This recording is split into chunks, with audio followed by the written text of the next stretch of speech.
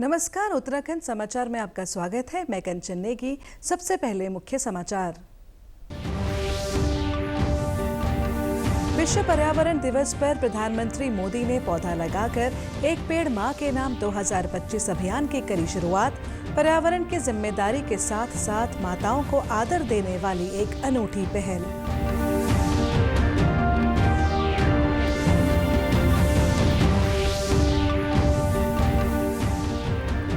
प्रदेश भर में मनाया जा रहा विश्व पर्यावरण दिवस। बागेश्वर में साइकिल और क्रॉस कंट्री रेस का आयोजन। पर्यावरण संरक्षण के लिए सामूहिक प्रयासों पर दिया जोर।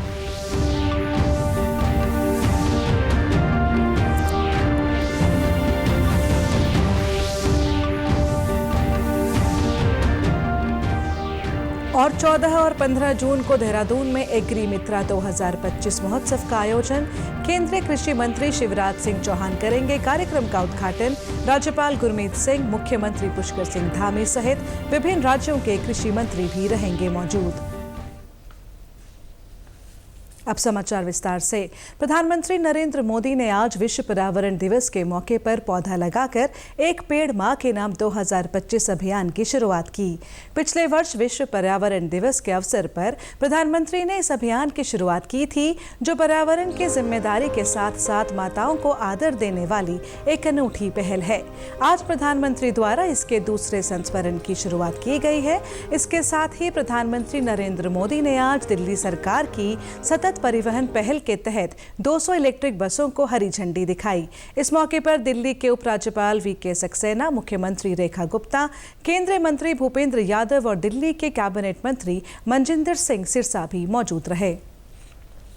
विश्व पर्यावरण दिवस के अवसर पर बागेश्वर जिले में साइकिल रेस और क्रॉस कंट्री रेस का आयोजन किया गया।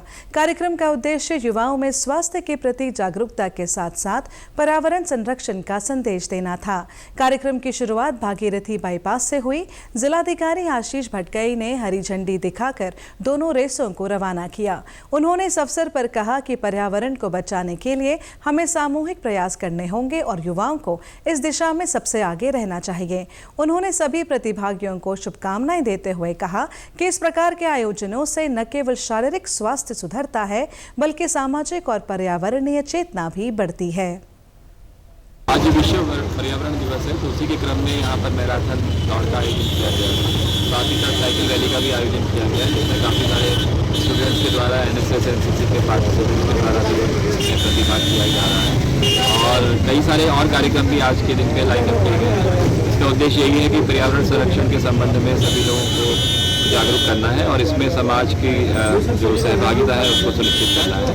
तो उसी के क्रम में और भी अनेक कार्यक्रम आयोजित किए गए हैं और हमारा मेन कार्यक्रम है अभी कपकोट में है, उसके बाद बागेश्वर में और गरुड़ में भी कार्यक्रम रखे हैं। एक पेड़ मां के नाम का कार्यक्रम भी है, जिसमें वृक्षारोपण का भी बैनर से कार्यक्रम रखा गया है।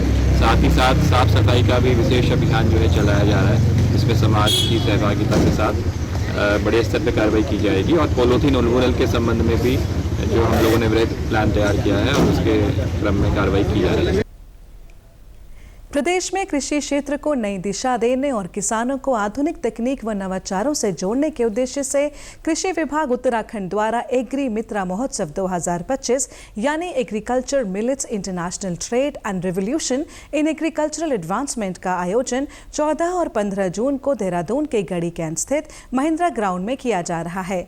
कार्यक्रम का उद्घाटन केंद्रीय कृषि मंत्री शिवराज सिंह चौहान, राज्यपाल गुरमीत सिंह, मुख्यमंत्री पुष्कर सिंह धामी सहित विभिन्न राज्यों के कृषि मंत्रियों की उपस्थिति में होगा। इस कार्यक्रम में देश विदेश से अतिथि और विशेषज्ञ भी उपस्थित रहेंगे। कृषि मंत्री गणेश जोशी ने कहा कि इस आयोजन को भव्य, सुव्यवस्थित और लक्ष्यपरक बनाया जाएगा, जिससे प्रदेश के किसानों को सीधा लाभ मिल सके। देखिए, 14-15 जून को एक एग्री मेला जसवंत मैदान गढ़ी कैंट पर आयोजित किया गया है, जिसमें प्रदेश के जहां हजारों किसान भाग लेंगे, वहीं अन्य प्रदेशों के भी 12 प्रदेश के कृषि मंत्रियों जिन्हें अभी तक आने का आमंत्रण हमारा स्वीकारा है, उसकी शुरुआत हमारे केंद्रीय कृषि मंत्री शिवराज सिंह चौहान जी करेंगे, माननीय मुख्यमंत्री जी करेंगे, यहाँ के महामहिम राज्यपाल उसमें होंगे और उसमें तकनीकी क्षेत्र भी होंगे, जिसमें हमारे एग्रीकल्चर यूनिवर्सिटी जो यहाँ पर 14 हैं, उनके छात्र छात्राएं यहाँ पर होंगे और उसमें नई तकनीकों की, नई रुकों की किस प्रकार से हम खेती करें, सारे विषयों पर जानकारी यहाँ पर लोगों को मिलेगी और निश्चित इस मेले का लाभ उत्तराखंड को मिलेगा। उत्तरकाशी के नेहरू पर्वतारोहण संस्थान में आज एक विशेष प्रेस कॉन्फ्रेंस का आयोजन किया गया, जहां अतुल्य गंगा ट्रस्ट द्वारा गंगा सफाई के लिए नए अभियान की घोषणा की गई। ये ट्रस्ट पूर्व सैनिकों द्वारा संचालित है और गंगोत्री से हर्षिल तक प्लास्टिक मुक्त गंगा अभियान की शुरुआत कर चुका है। ट्रस्ट के संस्थापक कर्नल अमोद कुमार चौधरी ने कहा कि हमने पिछले 5 सालों में 260 किलोमीटर का सफर पैदल, साइकिल और गाड़ियों से तय किया।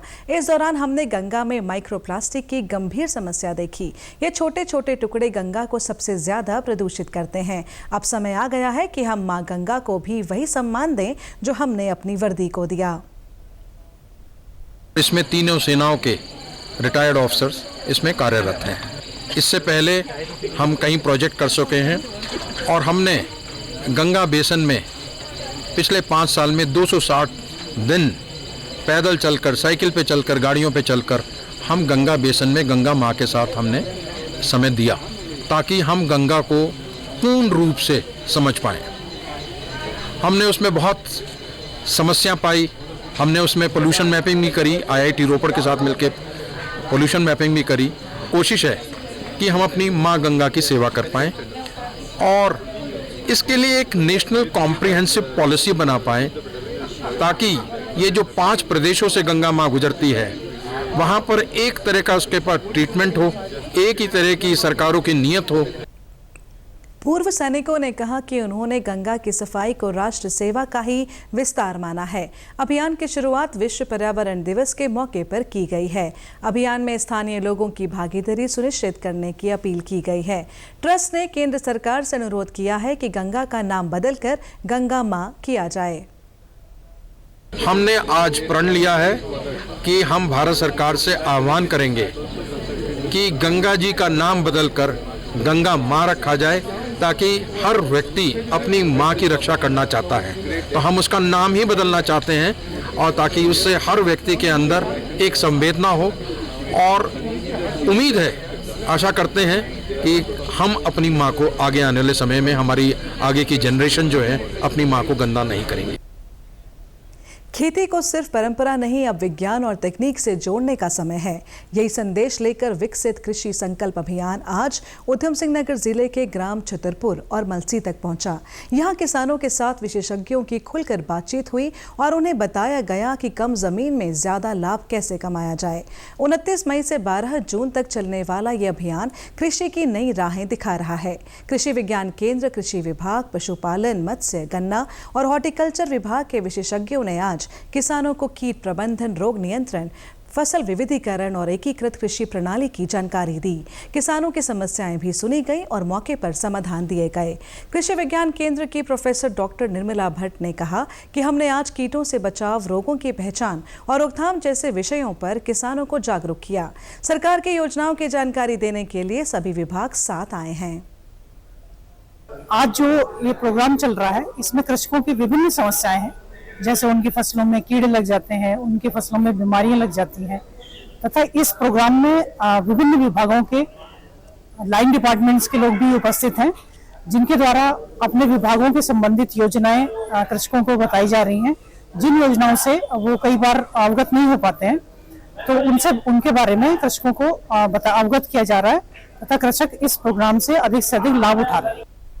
वहीं कृषि विज्ञान केंद्र के प्रोफेसर डॉक्टर शिव कुमार शर्मा ने कहा कि इस अभियान का मकसद ये है कि खेती की नई तकनीकें किसानों तक सीधे पहुंचे। लैंड होल्डिंग कम हो रही है, ऐसे में एकीकृत कृषि प्रणाली बहुत लाभकारी सिद्ध हो सकती है। किसानों ने इसमें रुचि दिखाई है। मुख्यतः ये जो विकसित कृषि संकल्प अभियान है, ये सरकार की योजनाओं को गांव के जो है कृषकों तक पहुंचाना और जो नए अनुसंधान हो रहे हैं उनके बारे में कृषकों को जानकारी देने का है। देखिए, आज जो हमारा यहाँ पे, जैसे कि मैं मत्स्य विशेषज्ञ हूँ, तो एकीकृत कृषि प्रणाली के ऊपर हमने किसानों के बीच में चर्चा की और जिसमें कि हमने जो नवीनतम टेक्नोलॉजी आ रही है एक्वाकल्चर में, मछली पालन में, जैसे कि बायोफ्लॉक, एक्वापॉनिक्स, उसके बारे में हमने बात की। इसी के साथ अभी तक के समाचार समाप्त हुए। दूरदर्शन समाचारों से जुड़े रहें। मिलते हैं फिर शाम 5 बजे के बुलेटिन में। नमस्कार।